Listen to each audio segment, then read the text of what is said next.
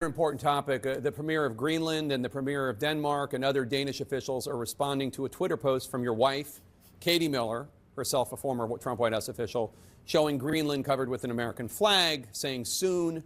After that was posted, President Trump repeated the claim that the U.S. needs Greenland for national security reasons.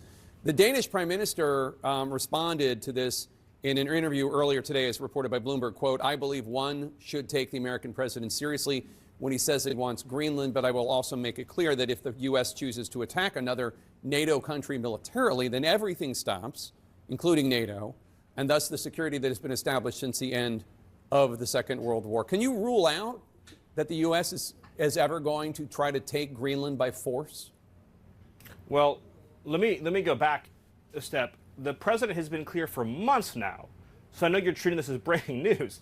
The president has been clear for months now that the United States should be the nation that has Greenland as part of our overall security apparatus. The United States, but your wife posted that like hours after the Venezuela operation. No, but that's why it's newly relevant.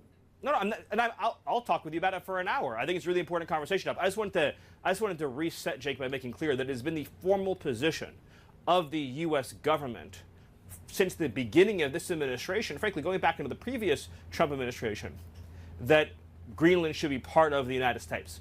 The president has been very clear about that. That is the formal position of the U.S. government. Right, but can you say that military action against Greenland is off the table? It wouldn't be military action against Greenland.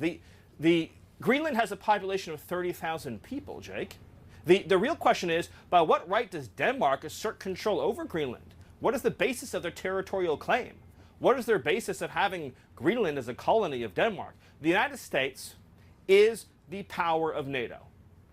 For the United States to secure the Arctic region, to protect and defend NATO and NATO interests, obviously Greenland should be part of the United States. And so that's a conversation that we're going to have as a country. That's a process we're going to have as a community of nations. So you can't take it off the table that the U.S. would use military force to seize Greenland.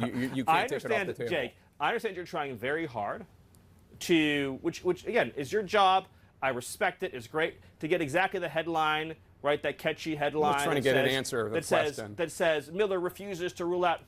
The United States should have Greenland as part of the United States. There's no need to even think or talk about this in the context that you're asking of a military operation. Nobody's going to fight the United States militarily over the future of Greenland. So one last question, Stephen. Doesn't make any sense. One last question.